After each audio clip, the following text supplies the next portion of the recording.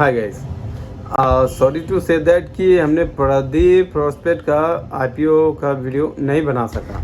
और मैंने अनाउंस भी किया था कि आईपीओ इसका ले लें, क्योंकि ये रिटेल मार्केट से ये प्राइस भी एक तो कम है और ऊपर से ये लिस्टिंग देने में कंपनी भी बड़ी है, तो लिस्टिंग भी अच्छा ही देंगे।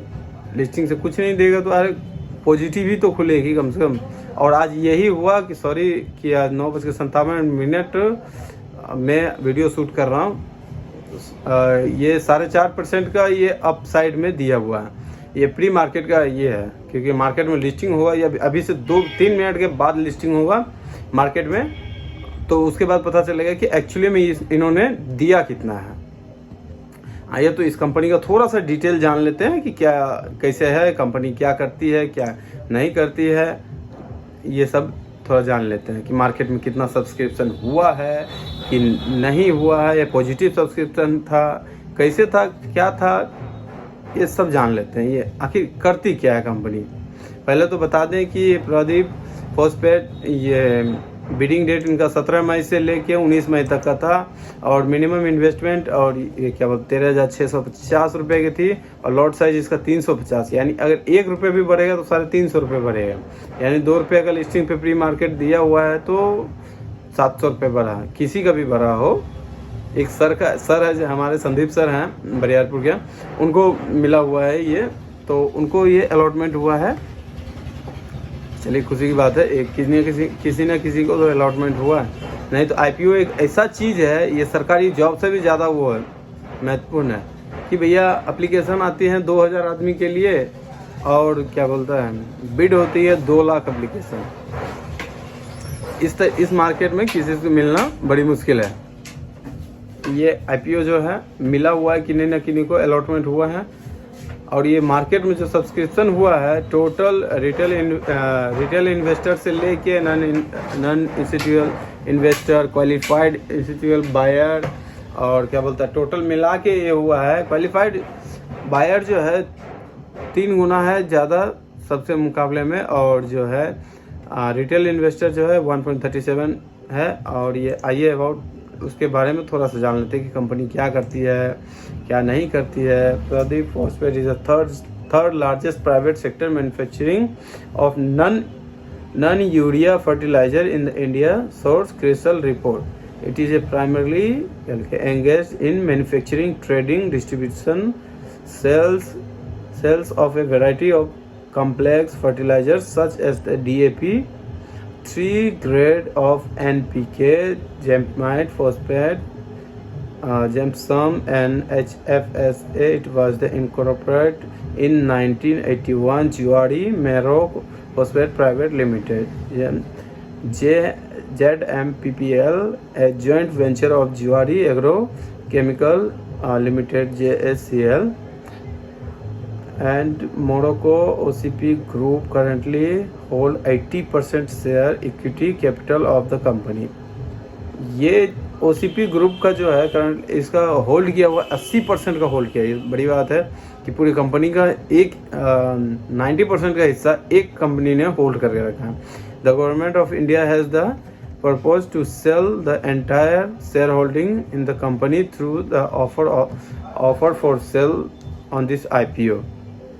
तो कंपनी गवर्नमेंट इंडिया ने ही फोर्स किया है इनको कि मार्केट में शेयर को बेचा जाए पब्लिक के हाथों, ठीक है। नहीं तो एक आदमी के हाथ में अगर इतना शेयर है किसी एक कंपनी का, तो मान लीजिए अगर 1 रुपये का भी उठा, 1 रुपये का उठा 1000% किया तो सब पैसा तो वही लेके जाएगा। इसीलिए गवर्नमेंट ऑफ भारत सरकार ने जो है पब्लिक के हाथ से शेयर इनको निकालने के लिए बोला, थ्रू ऑफर सेल करके कीजिए या आईपीओ में कीजिए, दोनों पर। ऑफर सेल का मतलब होता है कि कंपनी को पैसे की ज़रूरत है, तो फिर से वो जो प्राइस है बिफोर मार्केट, आफ्टर मार्केट नहीं, बिफोर मार्केट में वो बड़े बड़े लोग को दे दें। यानी एक लोग भी अगर खरीदेंगे तभी तो हम लोग एक पीस खरीदने के लिए पूरा का पूरा खरीद सकते हैं, एक पीस खरीद सकते हैं 40 रुपये देके। लेकिन बिफोर मार्केट में क्या होता है कि आपको 2 लाख या 3 लाख से एबव आपको परचेस करना पड़ता है, उसको बोलते हैं अनलिस्टेड शेयर।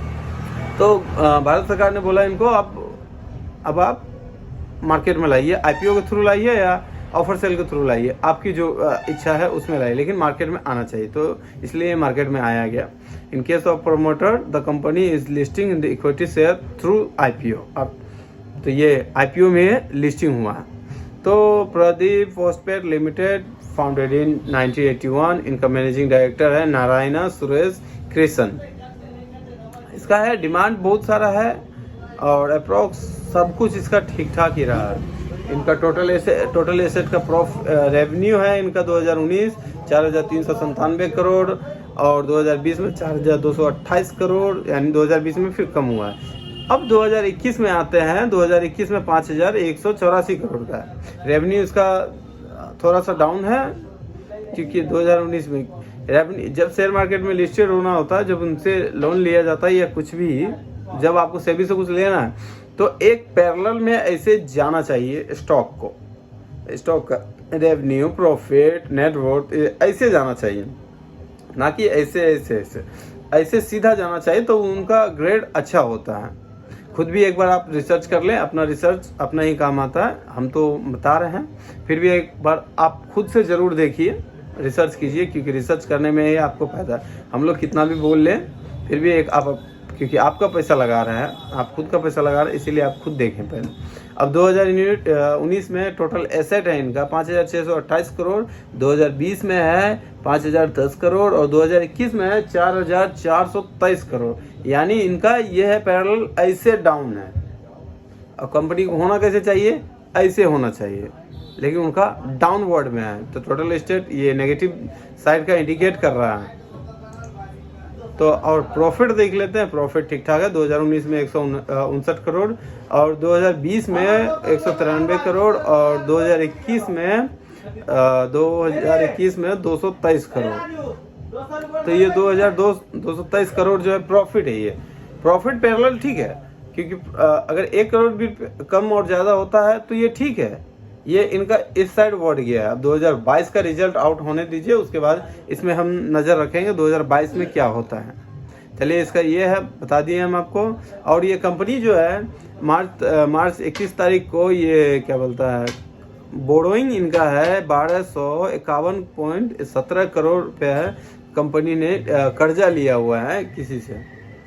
तो ये सब भी कंपनी का देखा जाता है, तो इससे पता चलता है कि क्या बोलता है, अपना लिस्टिंग में कितना गेन होगा। कंपनी कर्जा है और कंपनी के पास कितना कैश फ्लो है। कर्जा होना बड़ी बात नहीं है, लेकिन उनके पास कैश कितना है ये बड़ी बात होती है। तो कैश के लिए हम आगे फिर कवर करेंगे, फिलहाल आपके लिए इतना ही है आज। Thank you.